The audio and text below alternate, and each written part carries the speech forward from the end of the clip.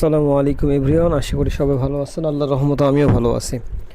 আজকে আমাদের গন্তব্য হলো ঠাকুরগাঁওর বিখ্যাত এক ব্রিজ আছে, যাকে আমরা ঠাকুরগাঁওবাসী হাতির ঝিল নামে জানি। এটা অবস্থিত 24 বলে, তো আমাদের গন্তব্য ওই জায়গায়। বাদিস্তান থেকে রওনা হলাম, হয়ে কলোনির দিকে ঢুকে গেলাম। তো এটা হলো কলোনি মডেল মসজিদ। এই মসজিদের পাশ দিয়ে সোজা চলে যেতে হবে। হাতের বাম পাশে একটা কাঁচা রাস্তা চলে গেছে, এটা শর্টকাট রাস্তা। এই রাস্তাতে যাব।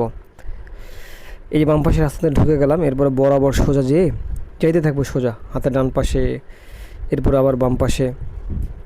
রাস্তা দেখলে আপনি চিনতে পারবেন।